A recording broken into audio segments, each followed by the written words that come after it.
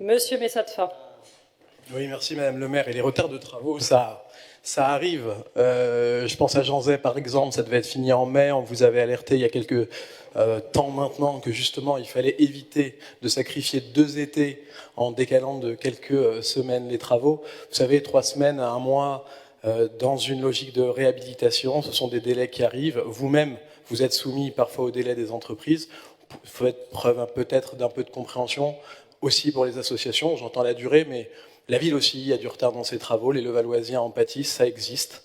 Malgré tous les efforts de l'administration pour les diminuer, il y a des impondérables de temps en temps. Et donc faire preuve d'un petit peu de souplesse sur ce genre de choses pourrait faire du bien. À 2 reprises, on a fait preuve de souplesse, Monsieur Messatfa. C'est-à-dire qu'on a fait preuve de souplesse, une souplesse qui a duré 2 ans. On a été souple pendant 2 ans. À un moment donné, quand on alerte et qu'on dit qu'on arrive au bout du bout, c'est-à-dire que si on veut, encore une fois, que cette salle soit disponible pour la saison sportive prochaine, il faut s'attaquer dès maintenant à sa remise en état. Voilà. C'est un choix que j'assume, vous pouvez me dire que c'est pas le bon. Voilà, encore une fois, ce n'était pas un point inscrit à l'ordre du jour. J'ai accepté que M. Gamdou me pose la question pour pouvoir y répondre calmement. Je vous propose qu'on passe à la suite.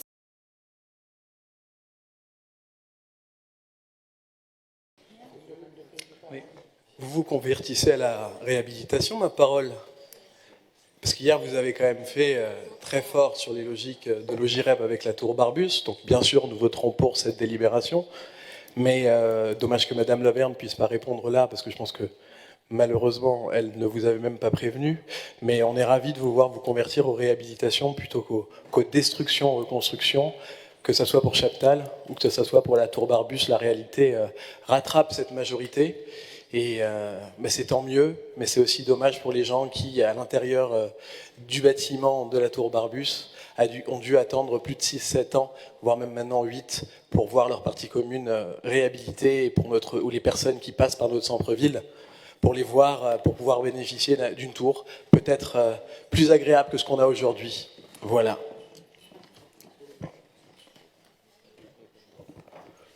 Alors, y a-t-il des avis contre? Des abstentions? Qui vote pour? C'est adopté. Merci.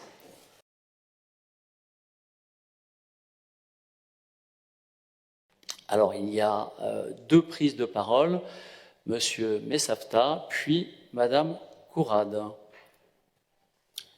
Merci, Monsieur le Président de la majorité municipale. Je vois que vous êtes bien au fait de cette délibération, donc je vais me permettre de rentrer un peu dans les chiffres et les détails. Mais avant tout, remercier sincèrement tous les services et agents de la ville, les directeurs de services qui ont travaillé sur cette DSP-là, parce que quand on regardait en juillet les questions qui étaient posées et les réponses faites à l'offre par le Vaparc, pardonnez-moi l'expression, mais le Vaparc faisait un peu les poches de la ville.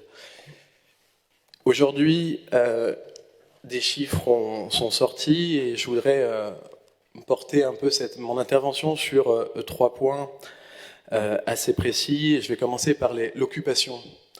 Depuis le début du mandat, on vous explique, en se basant sur un rapport de la Cour régionale des comptes, que les parkings souffrent d'une sous-occupation. Et bien aujourd'hui, c'est le Vaparc et la ville qui le mettent dans des chiffres en expliquant que le taux d'occupation moyen des 14 parkings municipaux est aux environs et juste un peu en dessous de 70%. Et on a 4 parkings qui sont en dessous de 50% de taux d'occupation. Je vais les citer. On a Cerdan, Verdun, André Citroën, Pompidou. Donc aujourd'hui, les faits sont là. Peut-être allez-vous, dans les prochains temps, réfléchir à nos propositions multiples sur une adaptation pour pouvoir avoir une meilleure occupation de ces parkings-là. On le répète, on le redit chaque année, je pense quasiment à chaque délibération sur la politique de stationnement. Nous sommes une ville dense, l'objectif c'est de mettre les voitures plutôt en sous-sol plutôt que les laisser en surface. Aujourd'hui, on a ce taux d'occupation qui est très bas dans les espaces où on a des habitations qui ont déjà des parkings privés. Peut-être serait-il utile d'avoir une politique un peu plus intelligente, réfléchie, pour pouvoir, par exemple, envisager une meilleure occupation de ces parkings. Et je suis désolé, hein, les services de la ville ont posé la question de savoir ce que l'EVAPARC prévoyait pour pouvoir répondre à ça. Dans le rapport de Madame le maire, il n'y a aucune réponse. Zéro. C'est passé à la trappe. Donc je veux bien que ça ne soit pas un sujet, mais j'entends que Levallois est une ville dense, et j'en suis... tout le monde, les Levalloisiens en sont conscients, mais ça serait bien aussi que ceux qui gèrent cette ville s'en rendent un peu compte et cherchent des solutions. Non ? Deuxièmement, vous parlez de la redevance. La redevance voirie, grâce aux travaux des services, et je les en remercie, on a réussi à obtenir 2/3 des recettes. On a une estimation de 2,5 millions, donc on va à peu près percevoir une redevance pour la voirie d'1 700 000 €. Je suis allé voir un petit peu pour à peu près 4000 places. Je suis allé voir ce qui se passait à Clichy, parce qu'il est intéressant de se comparer pour un peu savoir ce qui se passe ailleurs et voir si on est sur le bon chemin. À Clichy, pour un nombre de places en voirie équivalent, on est aux environs plutôt de 2 millions. Vous allez dire c'est quasi équivalent, j'entends. Sauf qu'à Clichy, pour les résidents clichois, le forfait à l'heure, c'est 1 € par jour, c'est 6 € par semaine et c'est 24 par mois. Et bien, à Levallois, on a 3 € par jour, 15 € par semaine et 50 € par mois. On est sur une perception qui est parfois on est plus du double à chaque fois, et pourtant, on a une redevance qui va être inférieure. Je pense qu'on a mal négocié dans cette DSP la redevance. Il y a eu une amélioration, mais je pense qu'on pouvait encore faire davantage. D'ailleurs, ce qui est en train de se passer à Clichy, notamment avec la SPL qui est en train de réaliser avec Courbevoie, on est davantage à 100% de perception de des recettes de voirie, alors qu'à Levallois, on est donc à 66%. Là, il y a un sujet. Là, il y a de l'argent à aller récupérer. Et quand j'entends qu'on a besoin de faire des économies, je pense qu'on pourrait s'y pencher un peu. On fait payer plus cher les Levalloisiens et pourtant la ville perçoit moins de redevances. Là, il y a aussi un problème. Autre sujet d'économie, c'est sur les salaires. La masse salariale augmente de 50% pour atteindre près d'1,5 million. J'ai lu le rapport, j'ai compris qu'on avait des transferts avec des sollicitations de personnes travaillant à la Semarelp. Mais je suis désolé, quand on avait déjà une masse salariale qui dépassait le million pour 10 personnes, si on enlève les charges et les charges sociales, c'est moins 30%, on est donc aux alentours de 700 000 €. 700 000 €, c'est 70 000 bruts par personne qui travaille en moyenne, c'est à peu près 5 400 € net. 5 400 € net pour tous ces agents-là. Ça signifie en moyenne donc qu'on n'a que des agents de l'EVAPARC qui sont parmi les 5% des personnes qui perçoivent le meilleur revenu en France. Je pense qu'on peut chercher aussi des économies de ce côté-là pour un peu rationaliser. À Clichy, par exemple, ils sont aux alentours d'1 million pour 20 personnes. Ils vont passer à 15. Ils ont des travaux qui vont dans ce sens-là. Peut-être qu'il serait intéressant d'aller regarder de ce côté-là. Et il y a une chose qui peut vous paraître anecdotique, mais qui pour moi était fondamentale, parce qu'on en a entendu parler de nombreuses fois, c'est sur la réfection de la dalle. La réfection de la dalle, initialement, elle devait être dans cette DSP. La première réponse de l'EVAPARC, c'est non, on s'en occupe pas, donc on ne va pas mettre les poteaux pour pouvoir tenir cette dalle. Les agents, et je suis à leur côté là-dessus, je suis aux côtés des services, ont demandé à ce que soient pris en compte dans la délégation de service public ces points-là. Et bien ces points-là, aujourd'hui, dans la DSP d'aujourd'hui, ils ont été complètement éludés et renvoyés sine die. Donc voilà. Nous ne signerons pas et nous ne voterons pas donc cette délégation de service public. Encore plus, quand j'entends hier Madame le maire nous expliquer gentiment que nous ne siégeons pas en tant qu'opposition dans les satellites de la ville, les associations paramunicipales ou les sociétés d'économie parce qu'elle n'a pas confiance en nous. Je vais me permettre de lui rappeler gentiment que ce n'est pas à elle de décider qui sont les élus et que c'est les Levalloisiens, certes moins nombreux, qui nous ont quand même fait confiance et qui nous ont installés ici, et ce n'est pas à elle de décider en qui elle doit avoir confiance. Je vous remercie. Merci, Monsieur Messatfa. Madame Courade, je vais vous passer la parole. Voilà, c'est à vous. Merci beaucoup.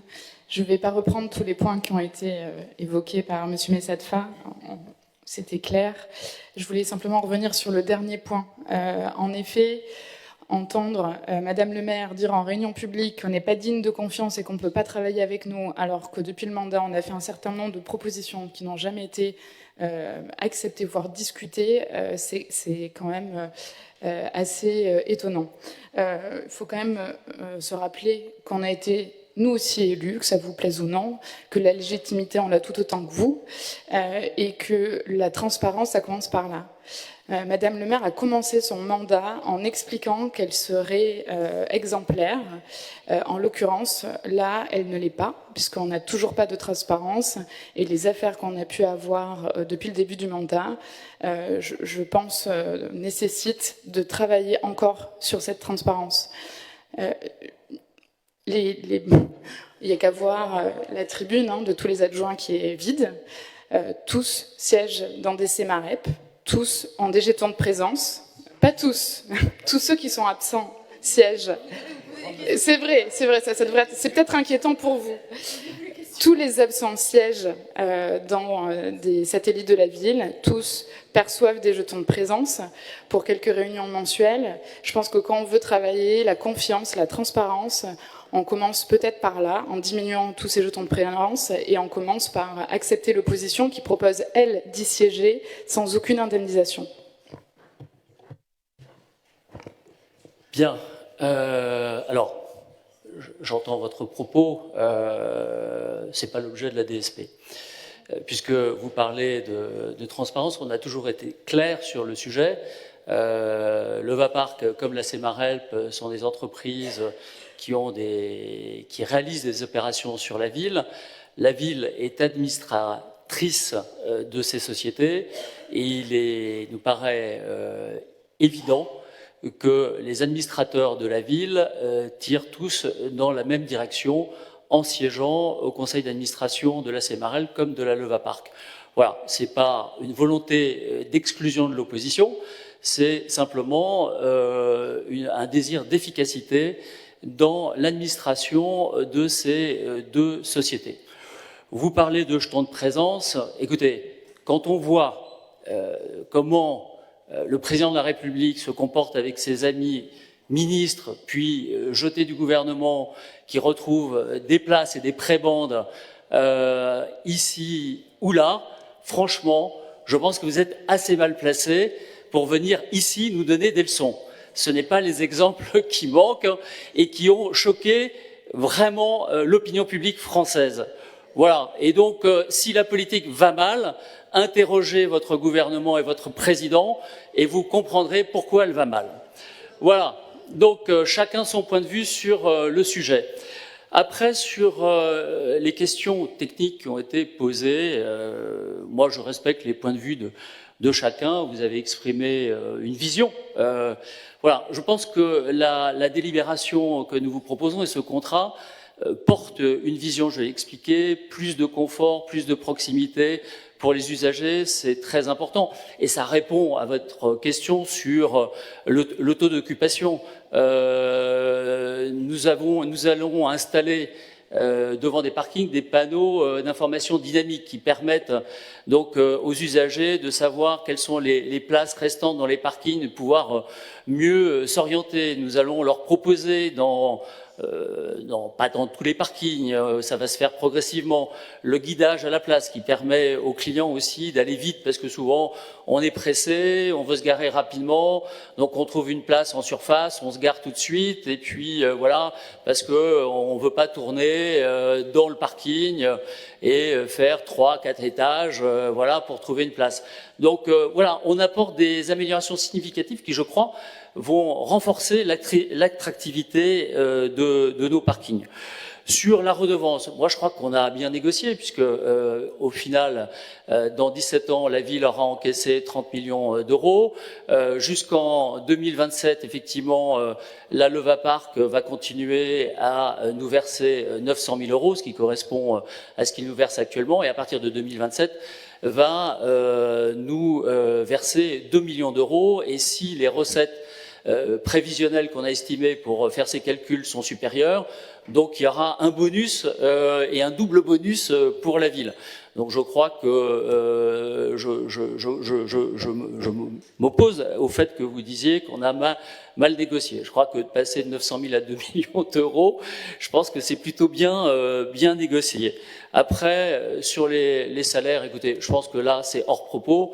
Et puis, de toute façon, quand vous voulez vous entourer de bons collaborateurs, il faut aussi savoir les récompenser et bien les payer. Voilà, c'est une vision d'entreprise, vous la partagez peut-être pas, mais en tout cas, moi, c'est ma conviction. Enfin, sur la dalle, c'est assez simple. La réfection de la dalle est de la responsabilité de la ville. Ce n'est pas à la Leva Park de rénover la dalle.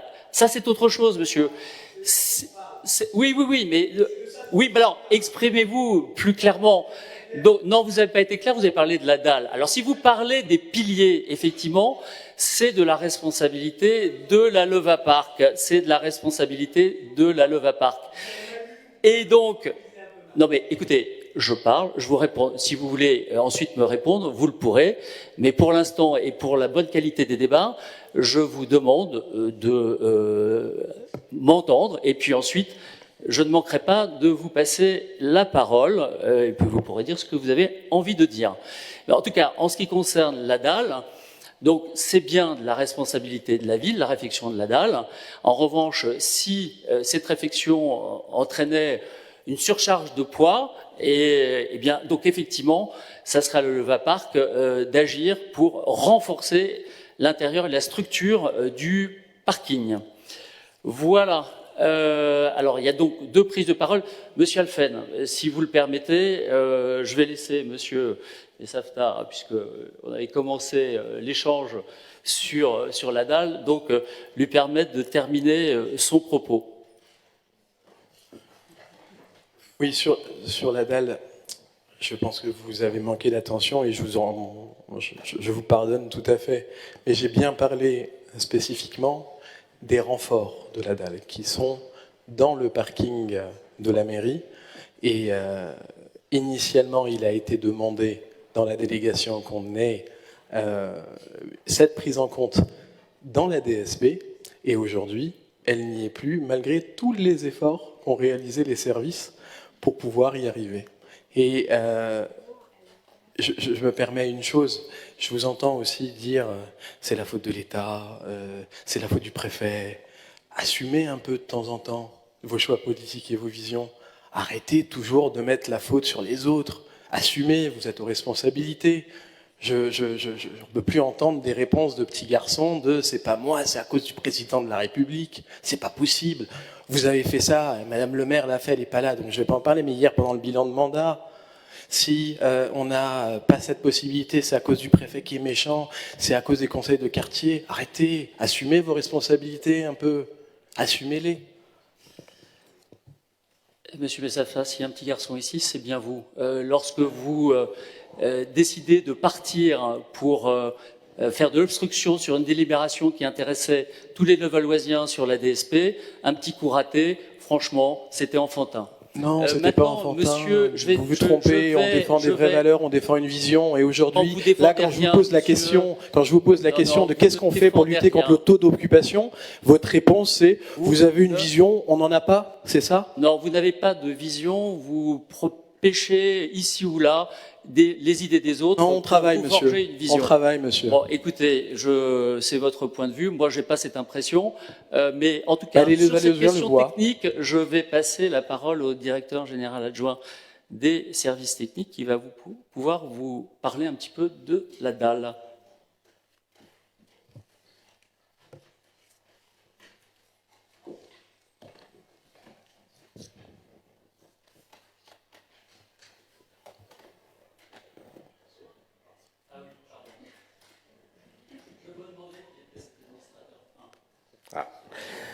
Et voilà, messieurs les élus, bonjour. Hop, voilà. Alors, concernant le sujet de la dalle, quelques précisions techniques. Concrètement, il y a une réflexion pour des travaux au-dessus de cette fameuse dalle. Il s'agit des jardins et du parvis de l'hôtel de ville. Ce sont des travaux qui seront réalisés par la ville. C'est un espace public, donc ce sera à la charge de la ville, bien évidemment. Et concernant le parking, la discussion que nous avons eue avec le VAPARC, il s'agissait des travaux éventuels de renforcement de ces piliers. Néanmoins, d'un point de vue technique, dans nos échanges, il est apparu que pour pouvoir chiffrer, estimer ou concrètement savoir quelles seraient les conséquences sur l'exploitation ou les travaux de renforcement de ces piliers, il fallait clairement avoir défini le projet qui serait au-dessus, parce que c'est ce projet au-dessus qui va définir les charges fixes et les charges d'exploitation. Autrement dit, en fonction de ce qu'on créera, dans ce qu'on réfectionnera ou que le projet qui sera défini sur le parvis, on pourra en déduire les travaux, l'impact technique, l'impact d'exploitation et également l'impact financier sur ce parking.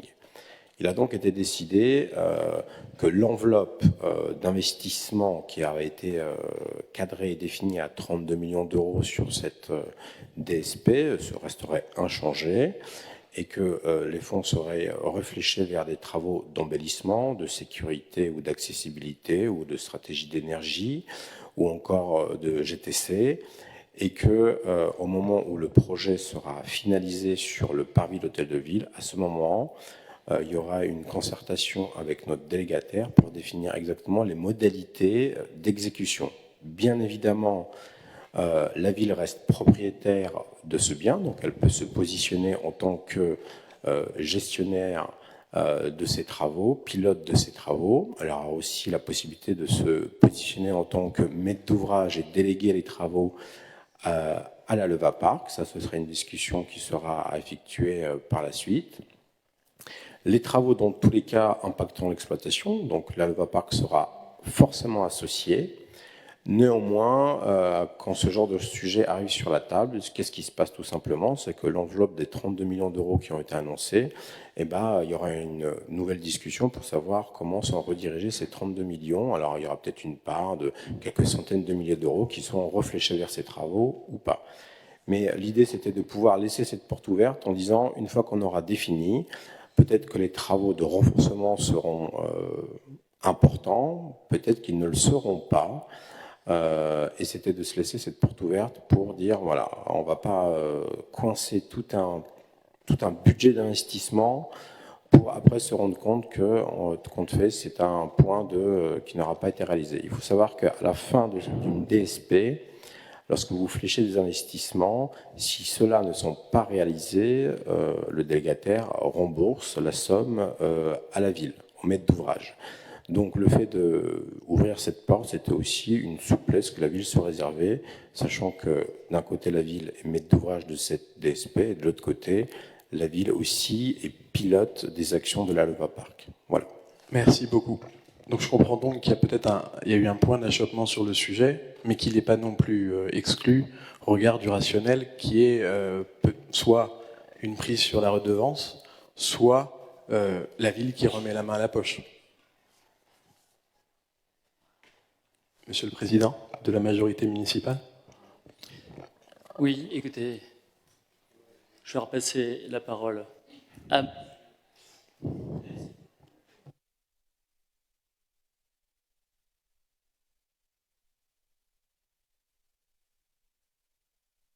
Allô, oui. Je me permets de prendre la main parce que là, il s'agit de points de négociation qui concernent le CEP, donc, qui est le compte d'exploitation prévisionnel. En fait, ce qui est négocié, c'est évidemment une certaine qualité d'exploitation, un certain niveau de redevance, une redevance qui se découpe souvent en une part fixe. Donc là, le délégataire pour un risque certain. De l'autre côté, une part variable, comme ça a été expliqué tout à l'heure. Il y a effectivement, au-delà d'un certain montant d'exploitation de recettes, une part importante qui sera versée à la ville, 50% dans un premier seuil, jusqu'à plus de 80% de recettes perçues au-delà d'un second seuil. Et lorsque cet équilibre est trouvé, on rajoute là-dedans 2 points. Le premier qui s'appelle le GER, Gros Entretien et Rénovation, ce qu'on appelle le GER classiquement, qui est une cagnotte que le délégataire doit abonder pour faire les travaux de rénovation qui permettent la continuité du service public. Un second volet également négocié, c'est ce qu'on appelle le plan d'investissement qui se déroule sur 17 ans, qui peut être découpé en plusieurs tranches. Très régulièrement, c'est ce qui fait ici, la tranche la plus importante se fait dans les premières années. Donc 2, 3, 4, 5 ans. Ici, c'est les 11 millions qui sont investis au tout début afin de pouvoir amortir ces travaux. Et dans l'enveloppe qui est donnée, évidemment, au tout début, on investit un tiers ou même la moitié des investissements qui sont consentis. Et chaque année, il y a d'abord un rapport d'activité qui est rendu, mais également par trimestre ou par mois, il y a une réunion de suivi de cette DSP. Et durant cette réunion de suivi et de contrôle, il y a beaucoup de points qui sont abordés. Évidemment l'exploitation, les problématiques et bien évidemment l'investissement. C'est très simple pour nous, alors très simple avec des guillemets, de pouvoir se projeter à 2-3 ans parce qu'on sait pertinemment où on va, quels sont nos objectifs d'accessibilité, de sécurité, d'ouverture de parking, de barbus. Mais dans 10-15 ans, c'est beaucoup plus compliqué. Donc cette DSP, comme toutes les DSP, offre une partie de souplesse, à savoir que sur les 32 millions d'investissements qui sont convenus, on peut réfléchir d'une certaine façon à droite ou à gauche vers ces travaux-là, mettre un accent. Voilà, peut-être qu'on aura de nouveau de nouvelles problématiques d'énergie. On va réfléchir peut-être 1 million ou 2 pour des travaux spécifiques à l'énergie. Peut-être que des nouvelles réglementations vont nous imposer une sécurité un peu plus accrue, notamment avec le développement des recharges électriques. On va pouvoir réfléchir une partie de ces investissements vers ces travaux-là pour se mettre aux normes. Et tout ça pour vous dire qu'au moment où on aura décidé quels sont les travaux qui sont réalisés au-dessus de la dalle, on pourra ou non demander à notre délégataire d'intervenir dans son enveloppe des 32 millions. Et après, la ville pourra décider si ces travaux-là sont faits dans cette enveloppe-là, ou au contraire, elle veut les flécher vers d'autres travaux, et à ce moment-là, la ville les prendra sur son budget à elle. Je pense que ce sera une réflexion à la fois financière, mais également de coordination, parce que si on fait intervenir plusieurs intervenants avec une coordination mixte, c'est ce qui crée les points de blocage. Donc à partir de là, c'est une réflexion financière, mais également de logistique de chantier. Et ça, on ne pourra le savoir que quand on saura exactement ce qui se fera au-dessus de cette dalle. Voilà. Merci. Alors, Monsieur Alphen, c'est à vous. Monsieur le Président, mes chers collègues, merci de me donner la parole. Simplement en complément, juste pour rappeler aux Levalloisiens et pour étoffer le propos de Mme Courade, pour rappel, selon le rapport des représentants de l'AG de Levapark, par an, le président, c'est 38 000 € une voiture de fonction, soit 3 100 € par mois. Un vice-président, c'est 24 000 €, 2 000 € par mois. Un administrateur, c'est 12 600 €, environ 1 000 € par mois. Quand on regarde ces montants, on se dit que ça se fait cher la réunion, sachant qu'on sait que tous les salariés de la SEM travaillent d'arrache-pied pour cette belle société dont nous pouvons être fiers.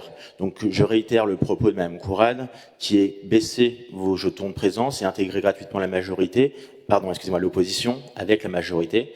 Je vous rappelle que c'est 50% des Levalloisiens qui ne sont pas représentés.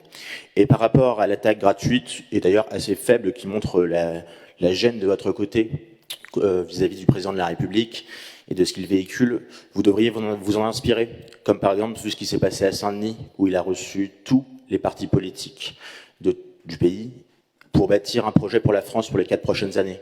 Invitez-nous et on pourra peut-être en parler. Je vous remercie. Très bien, c'est entendu. On ne refuse jamais l'invitation du président de la République. Maintenant, de toutes les annonces, on a rarement vu des décisions concrètes. Monsieur Cavallini, c'est à vous. Oui, je vous remercie. Monsieur Decrève, vous n'avez pas répondu à une question de fond qui est pourtant fondamentale. Qu'avez-vous prévu pour améliorer le taux d'occupation des parkings de la ville qui sont actuellement sous-exploités? Et par ailleurs, je fais une petite parenthèse, parce que je n'ai pas compris votre sortie, moi non plus, sur le président de la République. vous avez un peu semblé perdre pied et manquer d'arguments. Donc, pour que tout le monde comprenne bien votre pensée, je vous repose la question. Selon vous, les turpitudes supposées du président vous autorisent à faire pareil? C'est ça votre vision de la gestion de l'argent public? J'ai fait pas bien, mais d'autres ont fait bien, c'est ça? Non, c'est pas ça. Je vous invite juste à un peu plus de retenue, c'était tout. Sur l'autre question, je pense que j'y ai répondu, donc on ne va pas en reparler plus que ça. Moi, j'ai pas compris. C'est l'objectif. C'est l'objectif, c'est votre question, c'est ma réponse. C'est l'objectif de cette nouvelle délégation de service public, c'est d'améliorer le service aux clients, faire en sorte d'améliorer l'attractivité de nos parkings par les moyens que j'ai exposés. Je pense que j'ai suffisamment répondu à cette question. Vous avez répondu à plein de questions, sauf à celle qu'on vous pose. Que comptez-vous faire pour améliorer le taux d'occupation? Je vous ai déjà répondu, Monsieur Cavallini. Décidément, je n'entends pas, quoi. Voilà, eh bien c'est votre souci. Et Monsieur Poumette, vous avez demandé la parole. Et après, nous passerons à la délibération. Oui, moi je veux juste apporter un témoignage parce qu'avant cette discussion, il y a eu une commission à laquelle d'ailleurs Madame Fondeur a participé. Et moi, durant cette commission que je présidais à la demande de Madame le maire, je me suis rendu compte que l'administration a fait un travail de fond remarquable, fouillé et exigeant. Et c'est pour ça que je me porte en faux contre une accusation d'avoir mal négocié avec, au contraire, je pense que j'ai trouvé que justement la négociation avait été excellemment bien menée et qu'elle avait obtenu des résultats plus performants. Donc je suis désolé de me porter en faux contre ce qui a été dit, ce qu'a dit Monsieur Guess. Hein, le contrat a été très bien négocié. Merci Monsieur Poumette. Et je crois que ça ne fait pas l'ombre d'un doute que les services de la ville, la direction générale adjointe des services techniques, la direction des affaires juridiques, mais aussi les équipes de la CEMARELP, sous le pilotage des élus, ont excellemment travaillé et on les en remercie tous. Je crois que ce qui vous est proposé est un excellent contrat et donc je vous propose de le mettre maintenant au vote. Non, il y a pas. On s'arrête là, Monsieur Messafta. Maintenant, on passe. Non. Maintenant, on passe au vote, et donc je vous propose de voter ces délibérations. Qui est contre? Qui s'abstient? Qui vote pour? La délibération est adoptée.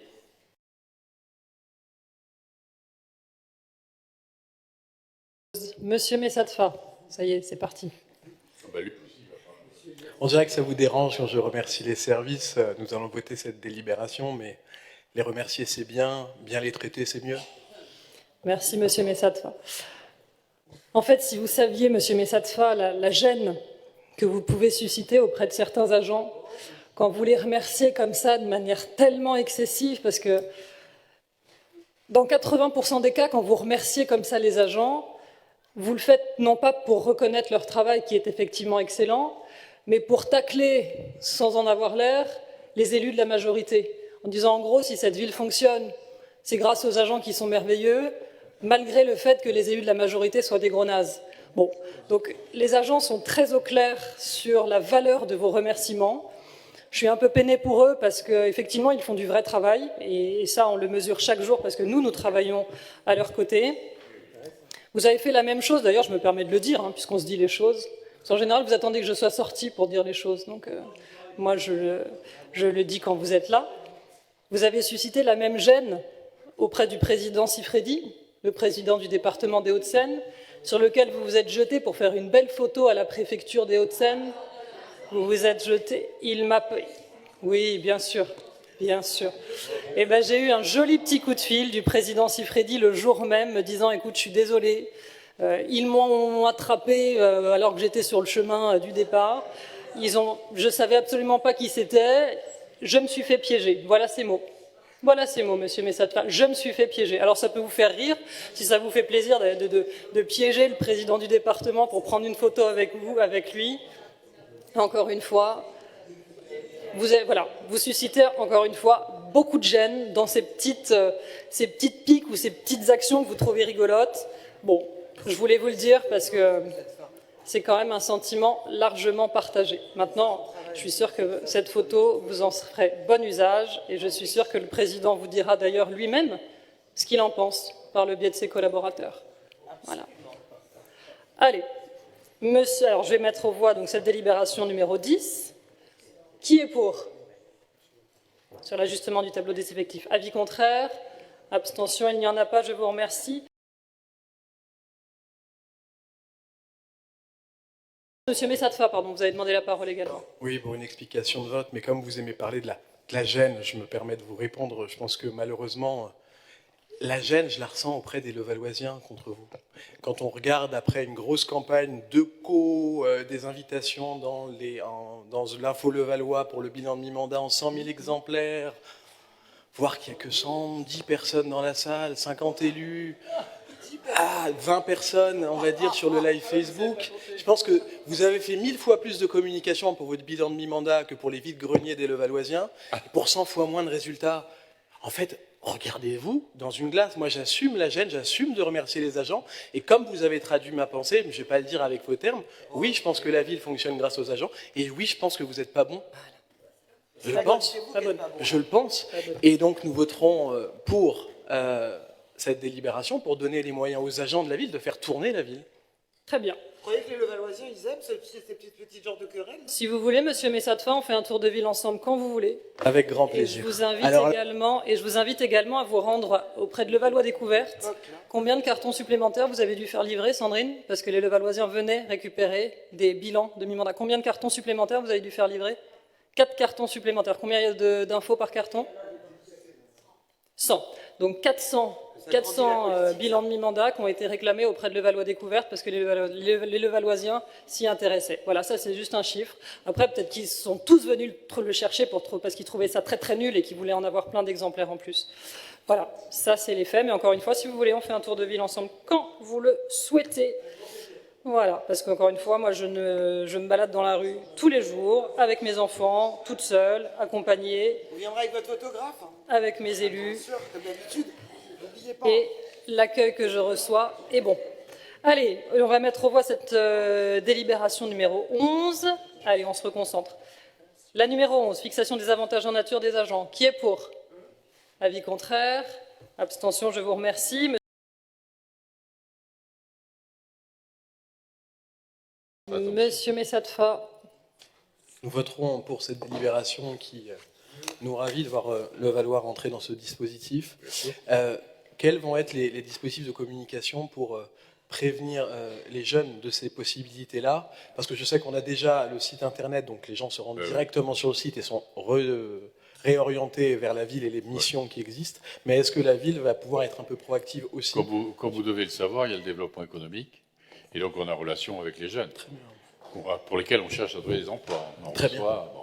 Et c'est par ce biais-là que nous comptons faire le développement et l'information, parce que vous avez raison sur ce point-là. Il faut informer rapidement. Voilà. Je vous remercie. Ainsi que le bureau information, jeunesse. Merci. Je vais donc mettre aux voix cette délibération numéro 13, qui nous permet donc de recourir au service civique pour l'aide aux devoirs. Qui est pour? Avis contraire, abstention, elle est adoptée à l'unanimité. Je vous remercie.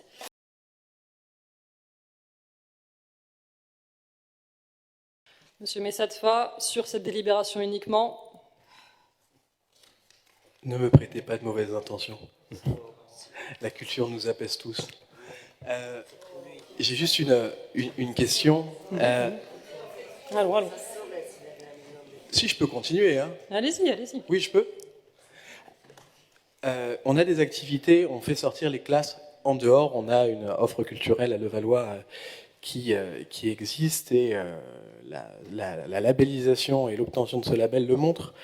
Nous avions fait aussi quelques propositions et nous continuons à le faire et je souhaite les amener encore au conseil municipal, de réaliser en fait davantage, parce que je sais qu'il y en a une qui a été réalisée, mais en fait d'avoir des artistes qui se rendent pour des séquences de 10-11 semaines avec les écoles pour pouvoir faire des ateliers d'artistes. J'ai vu que ça avait été déjà fait avec un artiste levalloisien qui s'appelle Zouliart à l'école Jules Ferry.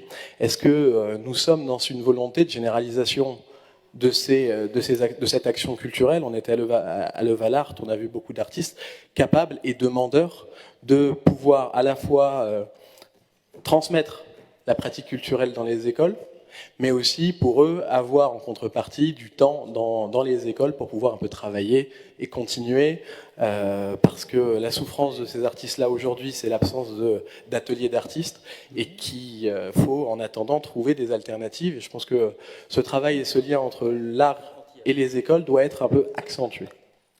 Madame Bourdet-Mathis, voulez-vous répondre? Pardon. Oui, je vous remercie. Alors, qu'est-ce que vous appelez artiste? Au sens où l'éducation nationale, en collaboration avec la ville, propose des projets pédagogiques.